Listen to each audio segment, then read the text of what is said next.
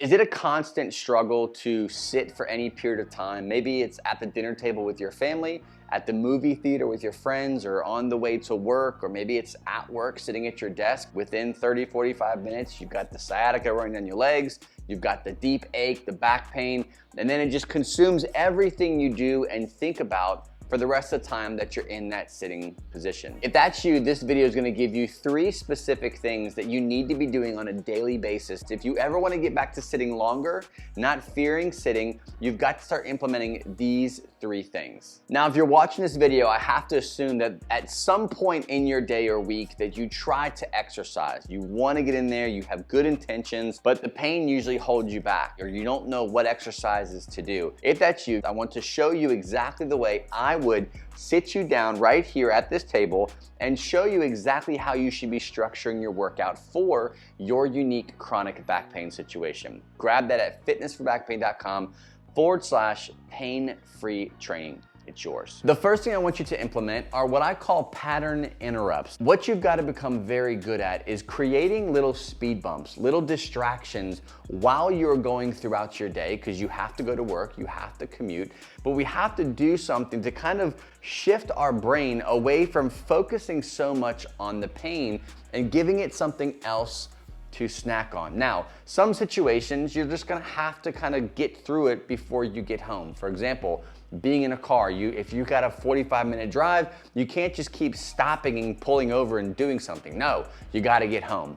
So the goal for you is to, over time, desensitize yourself. If you find yourself sitting at a desk for 6 hours a day, you've got to create interruptions in that routine of sitting that's gonna get you up out of the chair and doing something different to create that interruption. Now, that can be a walk, it could be getting on the ground and doing some gentle extensions, it could be shifting from a sitting to a standing desk, it could be you just shifting in your chair or swapping out your chair for a stability ball for the next 5 minutes. The thing about pain is the longer you sit with it, the more you experience them. Typically over time, your central nervous system becomes more and more heightened, it becomes more and more sensitive, and that can actually happen in the moment, as in you're sitting at work, you're experiencing sciatica, you start freaking out, you start worrying, you start, catastrophizing, thinking, oh my gosh, this day is gonna be terrible, I gotta be here for 7 more hours. And then for the next 7 hours, you're in pain, and it gets worse and worse and worse.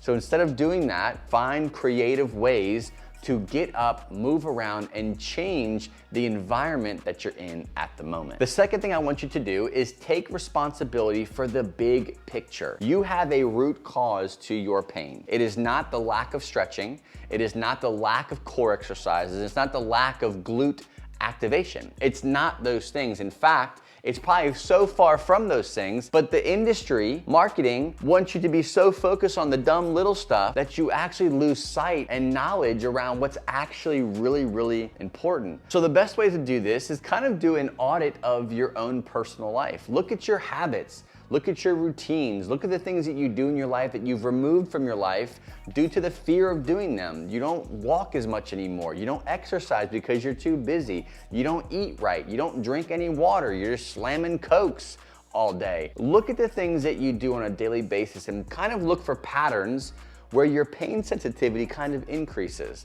Maybe it's the routine you do first thing in the morning. Maybe it's a routine you do after work. Maybe it's the lack of movement. Maybe it's a lack of exercise, and it's the stress. You don't manage your stress that well. If you stepped back and look at all the things that pick the scab of your symptoms, I promise you, you'd find some really clear answers to things that you might have to start to modify, change, or get help focusing in on to gain more control of your pain in those moments, but then also find ways to start to desensitize yourself and still live a fulfilling, free life. Now, the last strategy is very actionable, and in fact, it's best done when you are actually experiencing symptoms. You hear me talk a lot about the mind-body connection, and this is a real thing. There's a lot of studies around this. There's a lot of pain science that supports how our brain and body interact and how the pain we experience has a lot of different layers to it. It's not just your glute amnesia. No, there's way more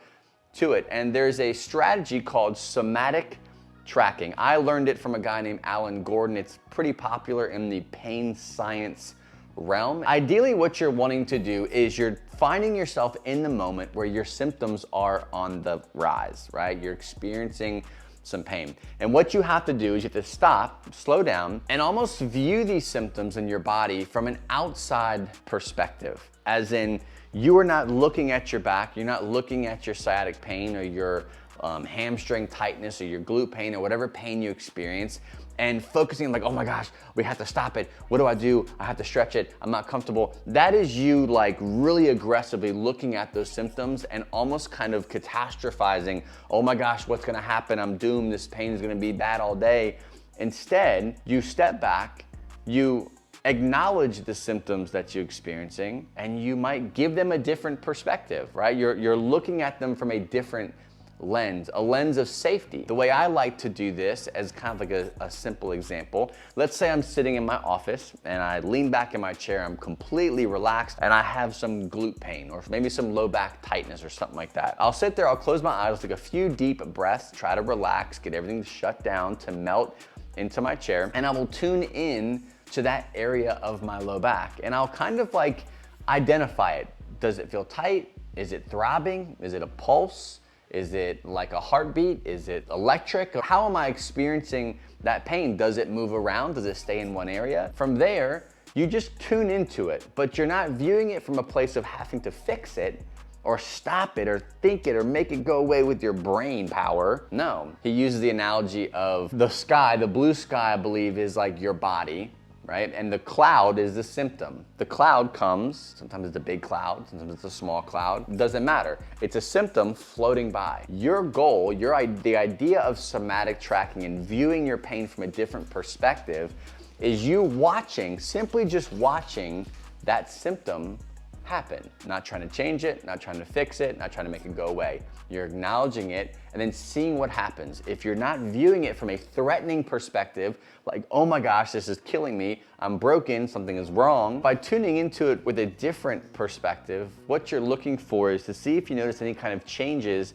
in how you're experiencing that pain. For me personally, I would notice it to change, right? I'd maybe feel it in my QL, then I'll feel it across both of my hips, then I might feel it just on my right side, then it'll just kind of go away. And that's the power of not changing your thinking and how pain is all in our head and we gotta stop thinking. No, your symptoms are definitely real, but there's a concept and this idea around amplifying symptoms that we have because of fear, because of the lens and the way we are viewing these specific symptoms. Next time you're in a situation, take a deep breath, melt into that chair, acknowledge the symptoms that you have, see if something changes. Give it 3 minutes, give it 5 minutes, give it 8 minutes. Start small, work up, see how it does. These types of strategies are literally what take people from years and years and years of chronic back pain who are not surgical candidates, take them from living with years of chronic back pain to having freedom. It's not sexy, but it works. And if you do it, if you commit to it, your life could change too. Before you run off to the gym, make sure you grab that free pain-free training guide. You can get it at fitnessforbackpain.com/pain-free training. Thanks for watching, and I'll see you on the next episode.